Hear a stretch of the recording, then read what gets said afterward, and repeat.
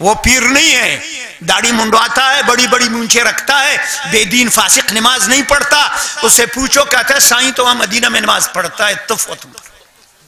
بے ایمان، دھوکہ باز، فرادی. نحمد اللہ العلی العظیم ونصلی ونسلم على رسوله الكريم. اما بعد فاعوذ بالله من الشيطان الرجيم. بسم الله الرحمن الرحيم. كتاب أنزلناه إليك مبارك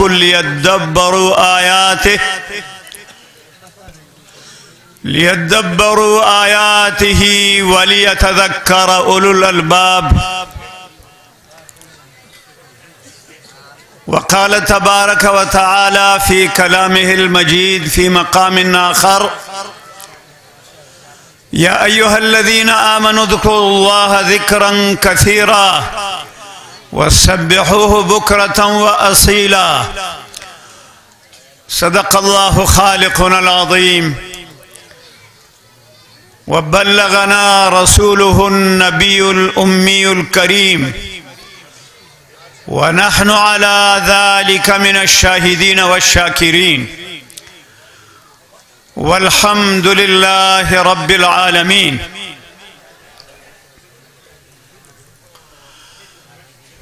صاحب صدر گرامی قدر، مدرسے کے محتمم مولانا مہر اللہ صاحب، جمعیت علماء اسلام کے ذلی امیر مولانا مجیب الرحمن لاشاری صاحب،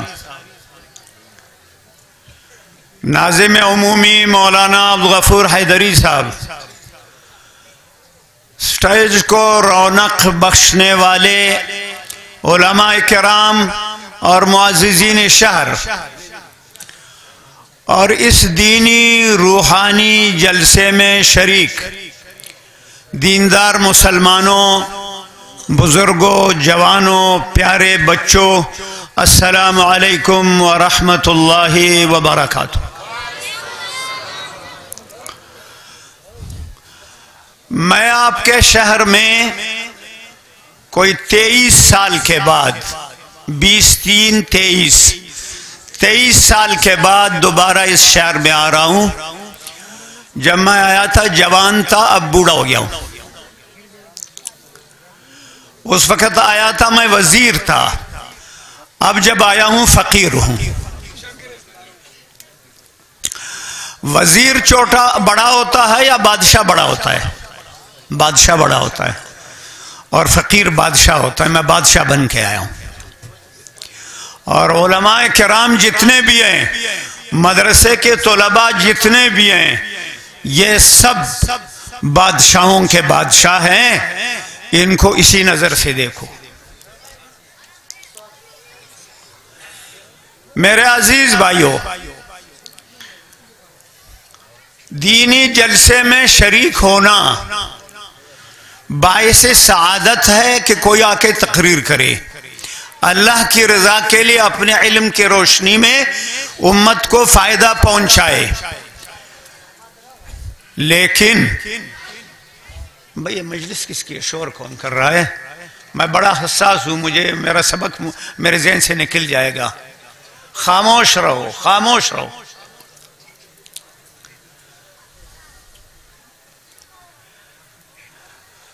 آپ کے شہر میں اس جلسے میں آنے پر مجھے اللہ تعالیٰ 1 ثواب کے بجائے 1000 ثواب دے دے گا.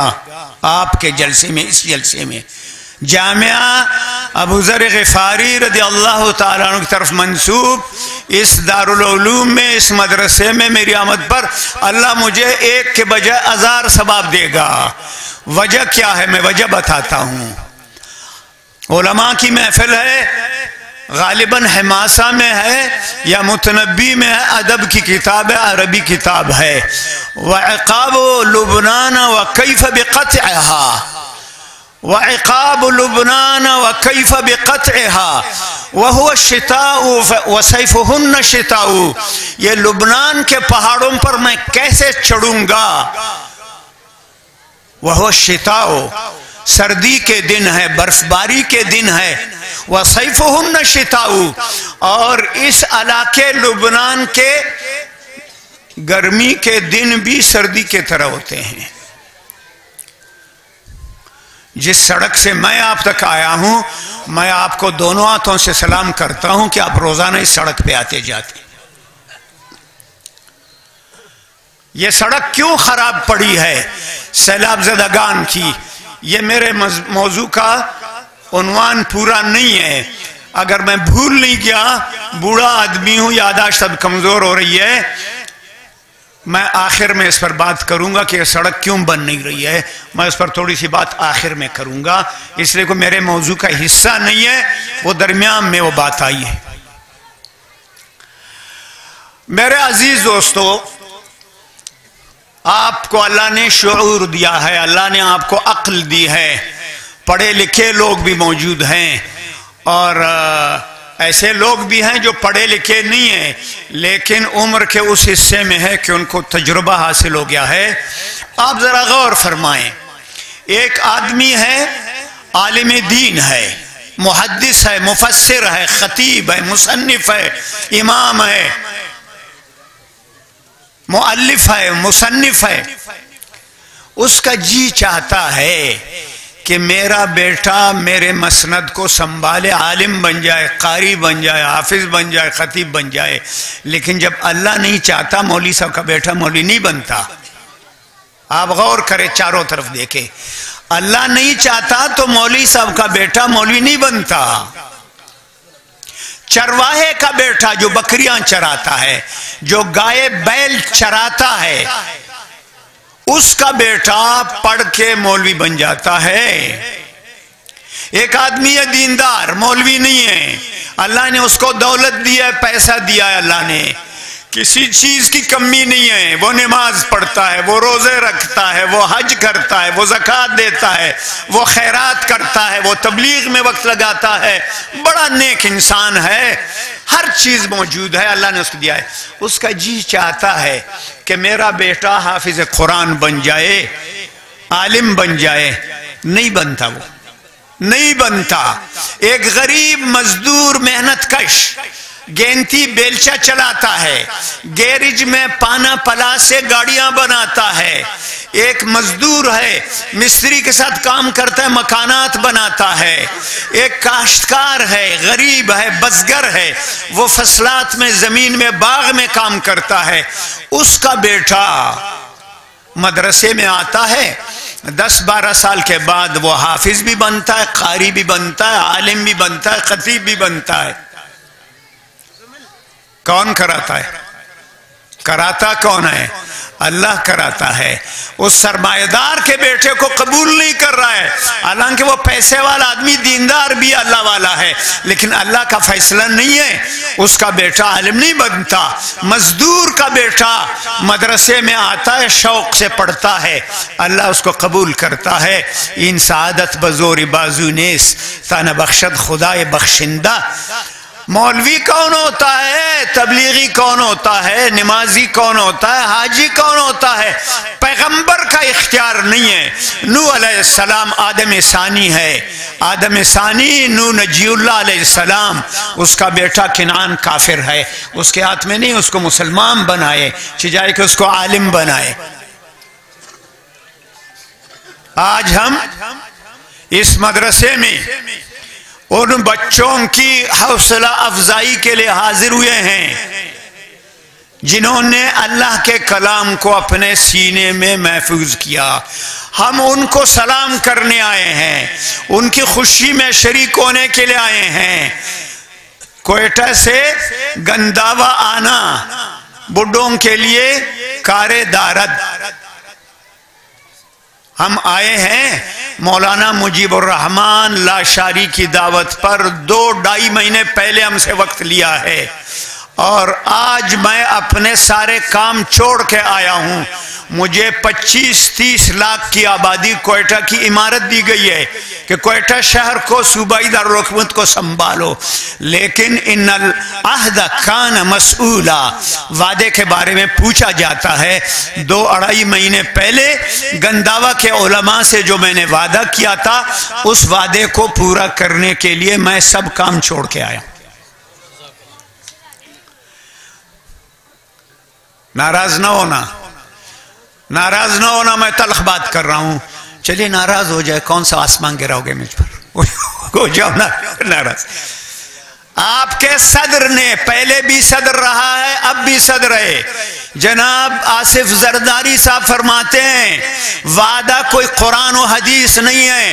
زرداری صاحب قرآن و حدیث کو آپ خاک جانتے ہیں، وہ ہم سے پوچھو۔ آنکھیں کھولیے مدرسے میں، اب 70 سال ہونے کو آ رہا ہے، میں مدرسے میں زندگی گزار رہا ہوں، حفظ میں نے کیا ہے، کسی نے مارا نہیں مجھے، کسی نے ڈانٹا نہیں ہے۔ بڑی عمر میں دینی علوم سے فارغ ہونے کے بعد چلتے چلتے میں نے 30 پارے قرآن یاد کیے ہیں۔ موٹر سائیکل پہ جا رہا ہوں قرآن پڑھ رہا ہوں، بس میں سوار ہوں قرآن پڑھ رہا ہوں، ٹرین میں سوار ہوں قرآن پڑھ رہا ہوں، کوئٹہ میں ہوں تو قرآن یاد کر رہا ہوں، دہلی میں ہوں تو قرآن یاد کروں، میں دہلی بھی گیا ہوں، دہلی اور دیوبند میں ہوں تو بھی قرآن پڑھ رہا ہوں، زاہدان ایران میں بلوچوں کے پاس جا رہا ہوں تو قرآن پڑھ رہا ہوں۔ چلتے چلتے عشقیت اور محبت میں قرآن کو میں نے یاد کیا ہے۔ زرداری صاحب مجھ سے پوچھو، ان علماء اور ان قاریوں سے پوچھو، تجھے خاک پتہ ہے کہ وعدے کی کیا حیثیت ہے؟ قرآن و حدیث نہیں ہے، قرآن و حدیث نہیں ہے، وعدہ قرآن و حدیث ہے۔ نبی علیہ السلام نے فرمایا 4 چیزیں، ایک روایت پہ 3 چیزیں ہیں، ایک روایت میں 4 چیزیں ہیں، یہ منافق کی نشانیاں ہیں۔ ان میں سے ایک یہ ہے اذا وعد اخلفا، جب وعدہ کرے وعدہ خلافی کرے، منافق۔ کیا بات کرتے ہو؟ میں آتا ہوں اپنے موضوع کی طرف۔ میں نے 2 آیتیں پڑھی ہیں قرآن کریم کی۔ دیکھیے جلسے میں مقررین آپ کے پاس آتے ہیں، متعدد علماء کرام، ہر گلیرہ رنگ بوئے دیگرست، ہر عالم اور ہر خطیب کو اللہ نے ایک پھول بنایا ہے، اس پھول کا اپنا رنگ ہے، اس کا اپنا مزہ ہے، وہ اپنا موضوع چن کے آتا ہے، اور مجلس کو، اجتماع کو، مجلس کو وہ ایک ذہن دیتا ہے۔ کوئی خطیب آتا ہے تو تمہیں ہنساتا ہے، یہ اس کا میدان ہے، اس کا فن ہے۔ میرا موضوع آپ کو ہنسانا نہیں ہے، میں تمہیں رلاؤں گا اللہ کی رضا کے لیے۔ ہنسانا بڑا آسان ہے، رلانا مشکل ہے، میں آج تمہیں رلانے آیا ہوں۔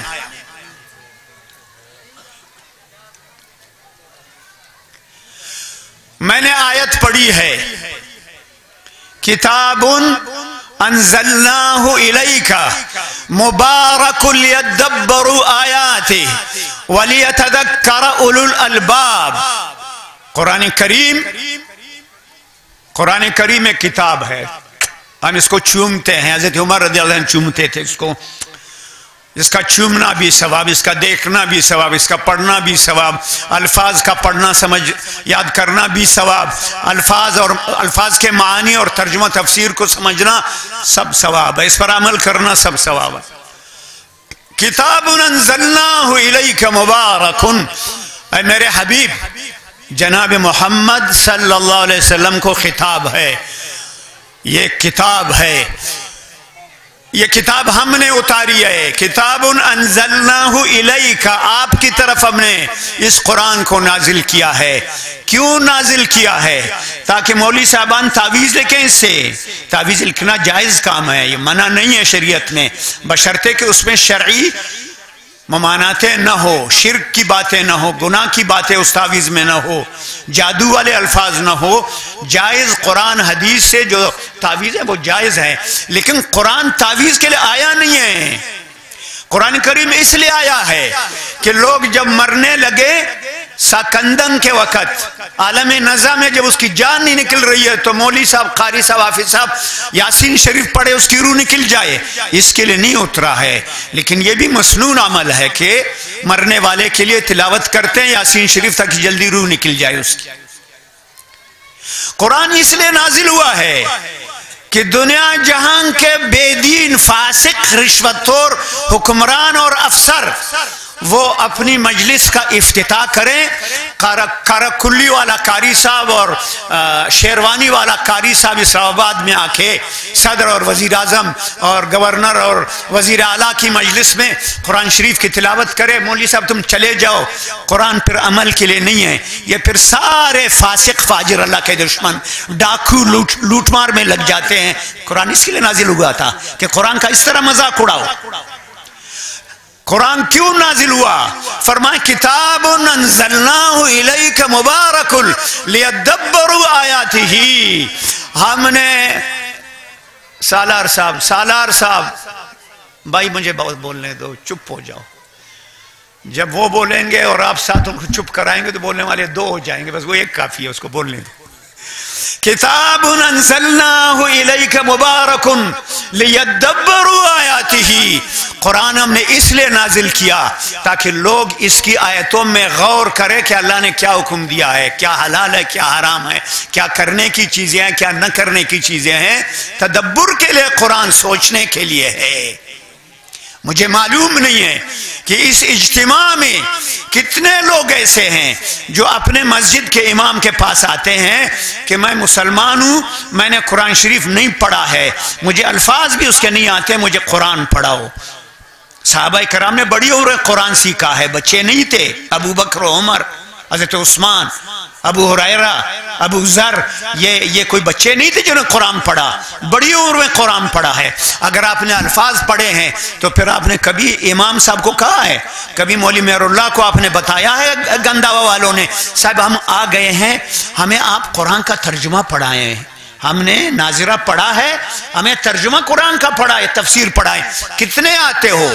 یہ پشاور کی طرف جو پٹھان ہے، مولوی نہیں، محلے کے لوگ 10 20 50 نہیں، 1500 2000 آدمی آتے ہیں، اپنے مولوی سے قرآن سیکھتے ہیں۔ تمہیں کیا ہو گیا ہے؟ تمہیں کیا ہو گیا ہے؟ صرف وہ مسلمان ہے تو مسلمان نہیں ہو؟ میں مدرسے کی بات نہیں کر رہا ہوں، میں طلباء کی بات نہیں کرتا ہوں، وہاں کے پٹھان ایک ایک مولوی کے پاس 2 ہزار آدمی بھی بیٹھتے ہیں، ہمیں قرآن پڑھاؤ۔ کتاب انزلناہ الیک مبارک لیدبروا آیاتہ ولیتذکر اولو الالباب، اور تاکہ نصیحت حاصل کریں قرآن کریم سے کون؟ اولی الالباب۔ اولی الالباب یہ علماء اور طلباء کے لئے کہہ رہا ہوں۔ اولی الالباب کہ کہتا ہے کوئی نیم اللہ ترجمہ کر رہا تھا، اولی الالباب کا معنی کر رہا تھا اے بڑے بڑے دروازے والوں۔ اولو الالباب کا معنی اے بڑے بڑے دروازے والے باب، یہ وہ نہیں ہے، یہ لب کی جمع ہے، الباب عقل کو کہتے ہیں، لب عربی میں عقل کو لب کہتے ہیں۔ اے عقل والو تمہارے لیے اس قرآن میں نصیحت ہے، وَلْيَتَذَكَّرَ اولو الالباب، تاکہ اس قرآن سے عبرت حاصل کریں، نصیحت حاصل کریں، واز لے لیں۔ عقل مند لوگ، بے وقوف سے کیا گلہ ہے، کم عقل سے۔ جو عقل والے لوگ ہیں وہ پھر قرآن سے فیض اٹھاتے ہیں۔ یہ میری تقریر کا موضوع کا ایک حصہ ہے، میں نے تمہید باندھ لی، دوسرے حصے کی طرف جا رہا ہوں۔ میں نے 2 آیتیں پڑھی تھی، دوسری آیت میں نے یہ پڑھی تھی یا ایھا الذین آمنوا اذکروا اللہ ذکرا کثیرا، اے ایمان والو یاد کرو اللہ کو، زیادہ سے زیادہ یاد کرو، وسبحوہ، اور اس کی تسبیح پڑھو، صبح شام اللہ کی تسبیح پڑھو، اللہ کی پاکی بیان کرو، اللہ ہر عیب سے پاک۔ وَسَبِّحُوا بُكْرَةً وَأَصِيلًا، صبح شام۔ حدیث شریف میں آتا ہے قال النبی صلی اللہ علیہ وسلم الا ان فی الجسد لمضغة اذا صلح الجسد كله وَإِذَا فَسَدَتِ الْجَسَدُ كُلُّهُ۔ لوگو انسان کے بدن میں اس کے سینے میں ایک ٹکڑا ہے گوشت کا، اگر یہ ٹھیک رہا تو انسان ٹھیک رہے گا، اگر یہ خراب ہو گیا انسان سارے کا سارا بگڑ جائے گا، خراب ہو جائے گا۔ الا وہی القلب، وہ دل ہے انسان کا. اگر دل ٹھیک ہے تو انسان صحت مند ہے، ٹھیک ہے جسمانی لحاظ سے بھی، روحانی لحاظ سے بھی وہ ٹھیک رہتا ہے. اگر دل خراب ہے، جسمانی لحاظ سے خراب ہے یا روحانی لحاظ سے خراب ہے، جسم کا بادشاہ خراب ہے، سارا جسم خراب. اور دل کا مسلمان ہونا، دل کا زندہ اور بیدار ہونا، دل کا صحت مند ہونا، وہ ذکر اللہ سے ہے. الا بذکر اللہ تطمئن القلوب. خوب یاد رکھو لوگوں، یاد رکھو اللہ کی یاد کرنے سے، اللہ کے ذکر سے انسان کا دل مطمئن ہوتا ہے.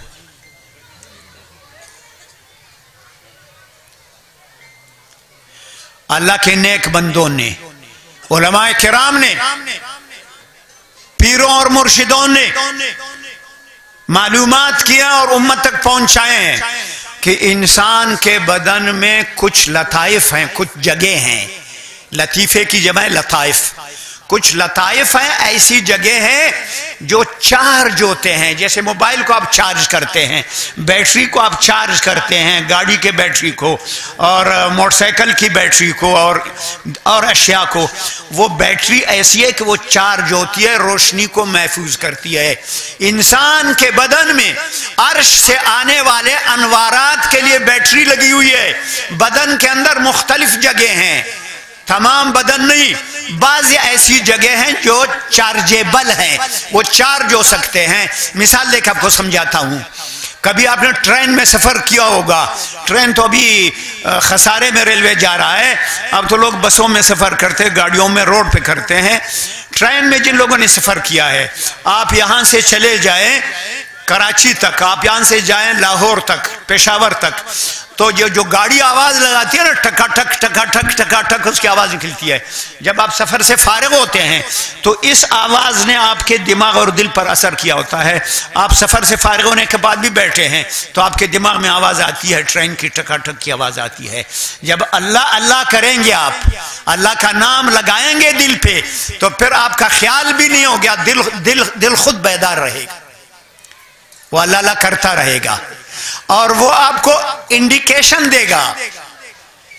ہم امتی ہیں سارے، پیغمبر کوئی ادھر نہیں، ہم امتی ہیں سب، ہم امتی ہیں اور کوئی دعویٰ نہیں کر سکتا کہ میں بالکل پاک ہوں. کوئی دعویٰ نہیں کر سکتا. پیغمبر معصوم ہے، امتی دعویٰ نہیں کر سکتے. تو آپ جب اللہ اللہ کریں گے، آپ کے لطائف بیدار ہو جائیں گے، آپ کا دل مسلمان ہوگا، اللہ والا ہوگا. اگر آپ گناہ کی طرف جائیں گے تو آپ کو اشارہ دے دے گا آپ کا دل، خبردار خبردار خبردار، گناہ ہے گناہ ہے گناہ ہے، مت کرو. میں نے کہا کہ میں پہلے وزیر تھا، فقیر ہوں. 1.5-2 مہینے پہلے میں کراچی سے کوچ میں آ رہا تھا. یہاں تو کلرک بھی ماشاءاللہ اپنی 10 نسلوں کے لیے بناتے ہیں. میں 5 سال وزیر رہا، کوچ میں کراچی سے آ رہا ہوں. اور کراچی ایک مولوی صاحب نے مجھے عربی کی کتابیں دی ہیں، یہ پڑھو، زبردست عربی ہے. اب میں پڑھ رہا ہوں، شروع کیا، بس میں بیٹھتے ہی کتابیں شروع کی. بس والا ڈرائیور براوی بولنے والا ہے. جب کراچی شہر سے نکلا تو اس نے گانے لگائے، ڈرائیور نے گانے لگائے. خوبصورت آواز میں ایک لڑکی گا رہی ہے، عشقیہ گانے ہیں اور ساز بھی ساتھ ہیں. تو میں نے اٹھ کے جا کے استاذ کو کہا، استاد جی کیا زبردست گانا ہے. میں نے کیا کہا اس کو، کیا زبردست گانا ہے، بڑا مزیدار ہے، بڑی خوبصورت آواز ہے. وہ حیران ہو گیا، مولوی صاحب کیا کہہ رہا ہے. میں نے کہا لیکن مسئلہ یہ ہے، مزہ تو مجھے بھی آ رہا ہے کہ مسئلہ یہ ہے کہ اللہ نہیں مانتا، گناہ ہے. اب آپ کی مرضی، چلاتے ہیں نہیں چلاتے ہیں. بس اس نے ادھر ہی بند کیا، پھر کوئٹہ تک نہیں چلایا اس کو. آپ کا دل اگر مسلمان ہے تو پھر قدم قدم پر آپ کو انڈیکیشن دے گا کہ حرام کام مت کرو، حرام مت کھاؤ، حرام مت پیو، حرام کی گاڑی میں مت گھومو، حرام کے کپڑے مت پہنو، حرام سے خود بچو، اپنے بچوں کو بچاؤ.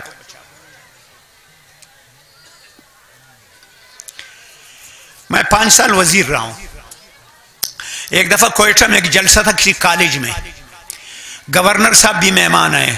کچھ مولوی صاحبان بھی وزیر صاحبان بیٹھے ہیں. تو میں نے ان کو کہا اتوار کا دن ہے, میرے لیے ٹیلی فون آیا, میرے امیر صاحب کا ٹیلی فون ہے, ہمیں جماعت والوں کو حکم ہے, جو امیر حکم دے دے, مجھے حکم ہے کہ جلدی آ جاؤ, ضروری کام ہے. تو میں جا رہا ہوں, 10 منٹ 15 منٹ مجھے مہلت دے دو, میں بات کرتا ہوں. مہمان خصوصی گورنر بلوچستان ہے. میں نے کہا, اس طرف بیٹھا ہوا تھا گورنر صاحب, میں نے کہا آج مجھے موقع ملا ہے عوام کو, میں نے کہا میں آپ لوگوں سے آج بات نہیں کر رہا ہوں, میرا خطاب آج براہ راست گورنر بلوچستان سے ہے. مولانا, گورنر کو سنانے والا تو کوئی عوامی نمائندہ ہوتی جس کو لوگوں نے ووٹ دیا, سیاسی ملا مسجد کا پیش امام, تو گورنر سے بات نہیں کر سکتا. عوامی طاقت میرے پاس تھی, میں وزیر تھا. میں نے کہا گورنر صاحب میرا خطاب آج آپ سے ہے, آپ کا صدر بھی مجھے کہتا ہے اور آپ بھی کہتے ہیں مولوی صاحب مدرسے میں انگریزی پڑھاؤ, مولوی صاحب مدرسے میں انگریزی پڑھاؤ. میں نے کہا گورنر صاحب میں کراچی میں سبق پڑھتا تھا, اتنا غریب تھا کہ میرا ایک جوڑا تھا کپڑوں کا, صرف ایک جوڑا تھا, جب وہ میلا ہو جاتا تھا اب اس کو دھونے کے لیے میرے پاس متبادل نہیں تھا, تو پھر کمرے کے ایک ساتھی سے میں اس کے کپڑے امانت لیتا تھا, عاریت لیتا تھا کہ مجھے 2-4 گھنٹوں کے لیے اپنا کپڑا دے دو, میرے کپڑے سوکھ جائیں گے, میں اپنے کپڑے پہن لوں گا, آپ کو آپ کے کپڑے واپس کر دوں گا. میں نے کہا گورنر صاحب میں نے یہ غربت دیکھی ہے, آج میں وزیر ہوں, آپ کو چیلنج کرتا ہوں گورنر بلوچستان کو, آپ مجھ پر ثابت کرے 2-3-4 سالوں میں 100 روپے ثابت کرے کہ میں نے حرام کے کھائے ہیں, یا رشوت یا کمیشن یا نہ پیسے محبت کی, تو پھر میں آج اعلان کروں گا کہ سیاست سے میں ریٹائر ہو گیا, اور اپنے قائد مولانا فضل الرحمان سے گزارش کروں گا کہ مجھ جیسا گندا آدمی جو آپ کو بدنام کر رہا ہے, آپ بھی سیاست چھوڑ دیں, لیکن آپ ثابت نہیں کر سکیں گے. مجھے پیسے کی ضرورت تو ہے نا, میں نے غربت دیکھی ہے, لیکن جن بزرگوں کے جوتے میں نے اٹھائے ہیں, جس قرآن کو میں نے عشقیہ طور پر حفظ کیا ہے, جس قرآن کو میں نے 50 سال جس کا درس دیا ہے, 8000 صفحوں پر 6000 صفحوں پر 6000 صفحوں پر مشتمل میں نے تفسیر لکھی ہے, ان چیزوں نے مجھے حرام سے روکا ہے. آج بھی گنداوا والو, آج بھی جمعیت کے صوبائی وزیر کے گھر میں محلے کی گھروں سے ماؤں بہنوں کا پکایا ہوا روٹی میرے گھر آتا ہے, میں کھاتا ہوں اور پھر دعا کرتا ہوں جس نے کمایا, جس خاتون نے پکایا اور مجھے کھلا رہے ہیں, یا اللہ ان کو تحفظ عطا فرما, ان کو ترقی عطا فرما, ان کو برکتیں نصیب فرما, ہر مصیبت سے محفوظ فرما. ہم یہ لوگ ہیں.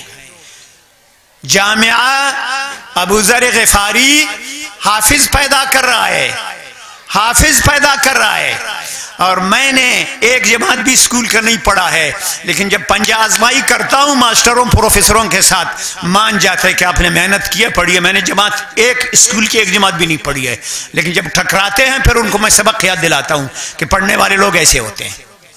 آپ کے اسکول کے کتابوں میں نے دیکھا ہے, آپ کے ماحول میں کہا جاتا ہے لکھو گے پڑھو گے بنو گے نواب, لکھو گے پڑھو گے بنو گے نواب, کھیلو گے کودو گے بنو گے خراب.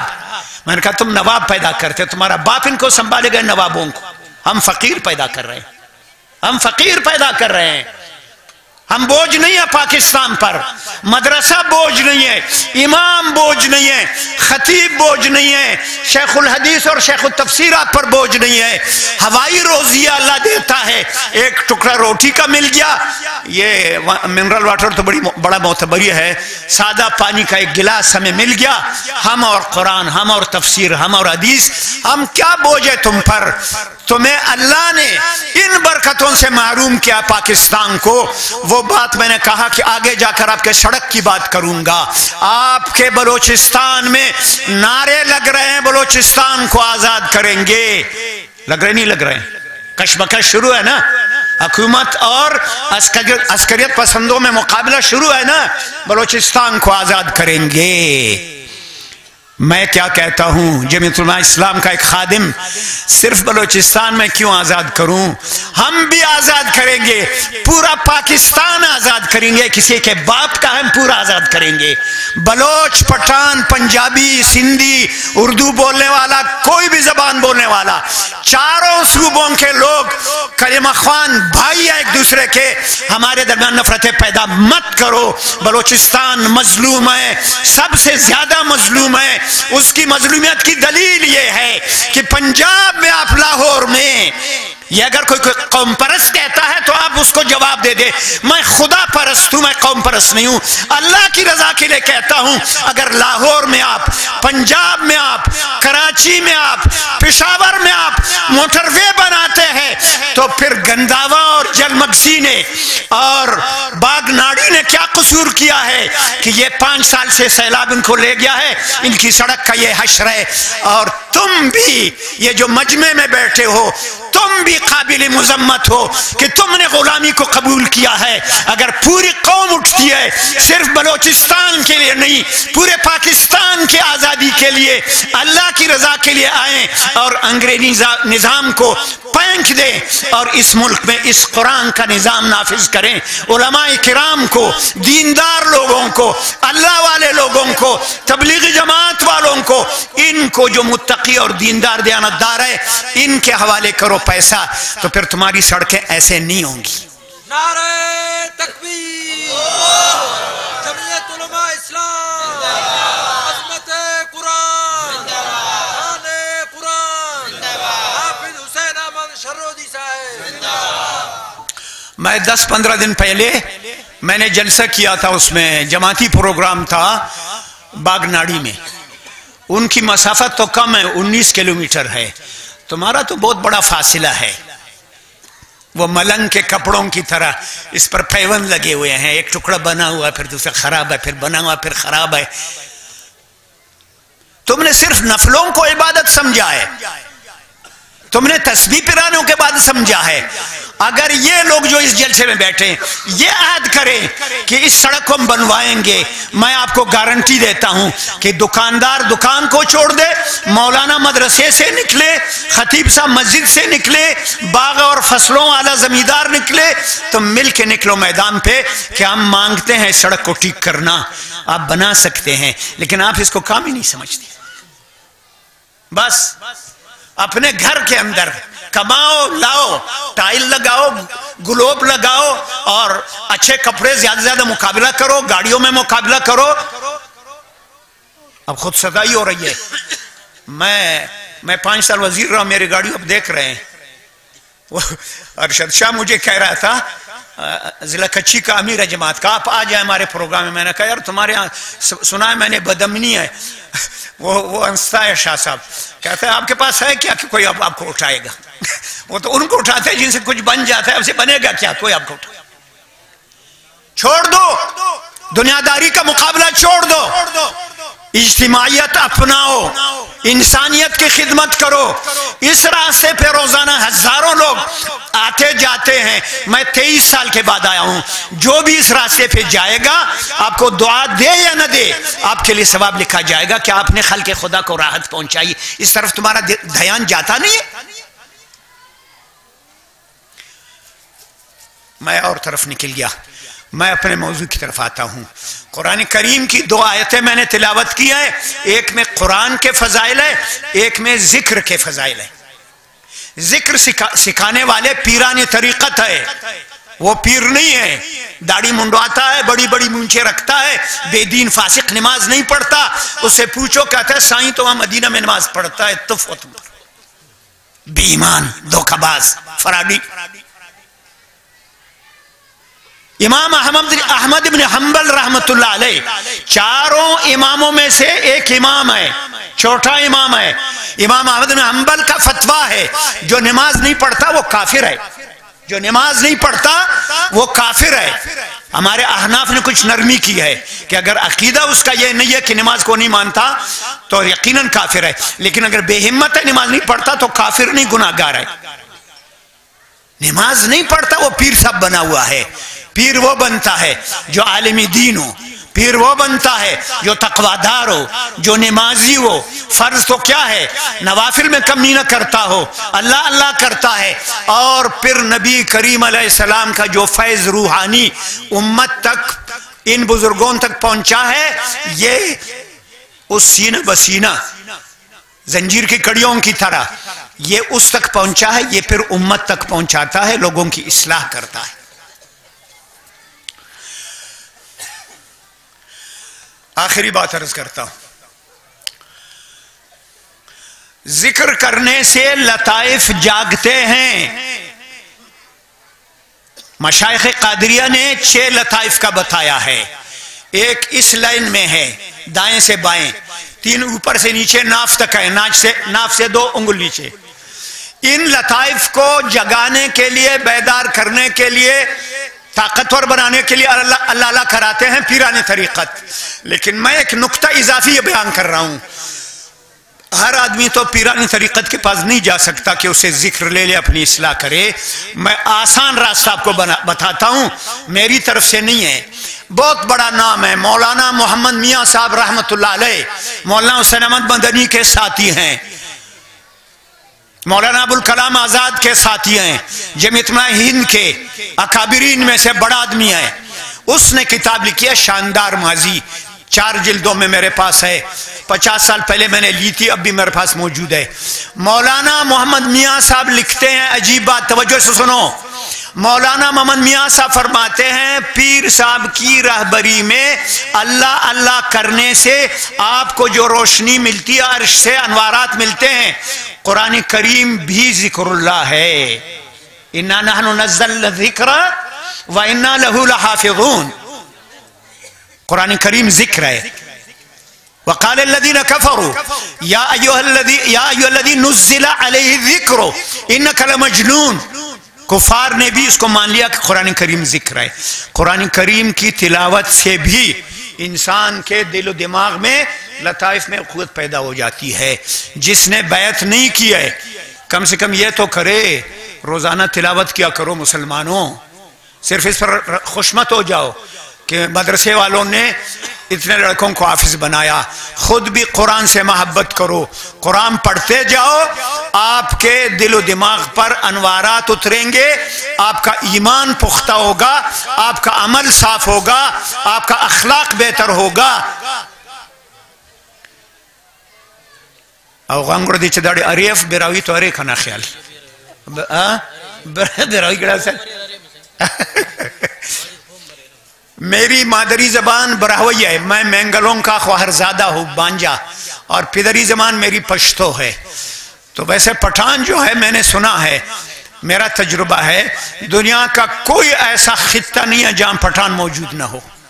براویک پارا اراڑی دسپتہ موڑی خرک، پٹھان ہر جگہ ہوتے ہیں لیکن شاید وہ کم ہو، براوی سمجھنے والے بہت ہوں گے۔ براوی پو مروکاک یا براوی والا بعض مرو کی مادری زبانیں تھا۔ کنے کی دعوت سنے مولی مجیب الرحمن براویٹ، تو کنا خیال دا شاید کنیان براویٹ تقریر کریف ہوئی، لیکن مجمع مخلوط یار زبان والا ریر دا خطرن ای اردو اٹھید کریٹ، تو کنا ماما کرے اور کنیا باز کو بینو ری براویک قرآن خوان بو، اور اللہ نا رحمت و برکت ہے تینے مجھکبو، اور جمعیت علماء اسلام کہ علماء تا پاکستان اٹھی کلام بلہ جماعتیں، سیاسی جماعتیں، دینی مذہبی جماعتیں۔ مولانا فضل الرحمان صاحب دا وقت تینے دا عمر چیننیانم عمرت بلونے افتادن برزائے بیمار مرے ننو دے دو دنگک اندہ قوم کن، اگر قوم خدا عقل لیتے پاکستانی تھے اللہ عقل لیتے، مولانا پائے کنے خلی سے کہ دا پاکستان نا نیمانا بلائی عرفیر بنگالی تے ناراض کرے بنگلہ دیش جوڑ مس، دا سے دانا بلائی عرف پس ملکہ کا آسانی جوڑ مفس ہے، ملکہ تا پرغنگ آسان ہے، ملکوں کو توڑنا آسان ہے، ملکوں کو بنانا مشکل ہے۔ یہ پاکستان ہمارا ہے، کسی جرنیل کے ابا جان کا نہیں ہے، کسی جج کے باپ کا نہیں ہے، کسی بیوروکریٹ کے باپ کا نہیں ہے، یہ ہمارا ہے، یہ ہمارا ملک ہے، 25 کروڑ انسانوں کا ملک ہے۔ ہم اس ملک کو آزاد کرانا چاہتے ہیں، ایک دفعہ مولانا فضل الرحمان نے، سمیٹ رہا ہوں بات ختم کر رہا ہوں، مولانا فضل الرحمان نے ایک دفعہ بیان دیا تھا چند سال پہلے کہ پاکستان کی آزادی نامکمل ہے، تو کچھ بے دینوں نے اخبار میں میڈیا میں دیا تھا کہ مولانا فضل الرحمان کے خلاف بغاوت کا مقدمہ قائم کیا جائے، مولانا فضل الرحمان کے خلاف مقدمہ قائم کیا جائے کہ قائد جمعیت نے یہ بات کیا کہ پاکستان کی آزادی نامکمل ہے۔ مجھ پر 4 مقدمے بغاوت کے بنے، 4 مقدمے جس میں سزائے موت ہے، جس کو اللہ بچاتا ہے کون اس کو پھانسی پہ چڑھا سکتا ہے۔ 4 مقدمے مجھ پر رہے ہیں، 8-10 سال بلکہ اس سے بھی زیادہ ہے۔ گزشتہ سال آخری مقدمے سے میں آزاد ہو گیا ہوں۔ یہ وہی مقدمہ ہے، دفعہ ہے جو پرویز مشرف پر لگا تھا اور وہ ملک سے بھاگ گیا اور وہاں مر گیا، اس کی لاش لائی گئی، اس کو جنازہ نہیں ملا۔ ان تمام مقدمات کے باوجود میں کوئٹہ شہر کے گلیوں میں گھومتا رہا ہوں، لوگوں کی دعائیں لیتا رہا ہوں۔ تو مولانا فضل الرحمان پر بغاوت کا مقدمہ بناؤ۔ میں نے کہا چلو منصور مجرم ہے، چلو منصور مجرم ہے، اسے مجرم ہی رہنے دو، چلو منصور مجرم ہے، اسے مجرم ہی رہنے دو۔ ان الحق کو زمانے کی صدا کہہ دوں تو کیا ڈر ہے؟ اگر 20 کروڑ انسان چیخے کہ ہمارے منہ کا لقمہ تم نے چھین لیا ہے، یہود و نصارہ IMF کے کہنے پہ یہاں بدامنی ہے، یہاں پٹرول مہنگا ہے، یہاں ڈیزل مہنگا ہے، یہاں توانائی کا بحران ہے، گیس دستیاب نہیں، اور یہاں جو ہے بجلی دستیاب نہیں۔ اگر میں یہ نعرہ لگاؤں اور میرے ساتھ کروڑوں لوگ کہیں کہ بالکل ٹھیک کہہ رہا ہے، کتنے لوگوں کو جیل میں ڈالو گے؟ ایک مولانا فضل الرحمان کو ڈالو گے تو کر سکو گے، پورے ملک کو جیل میں تمہارا باپ ڈال سکتا ہے۔ جزاکم اللہ خیرہ۔ میں نے آپ لوگوں کا بہت وقت لیا اور اللہ آپ کو جزائے خیر دے کہ آپ چھوٹے بڑے بوڑھے عالم اور ناخواندہ سب نے پورے توجہ سے میری بات سن لی، سوائے ان لوگوں کے جو میری تقریر کے دوران بولتے رہے۔ آپ سب حضرات کا شکریہ۔ وآخر دعوانا الحمدللہ رب العالمین۔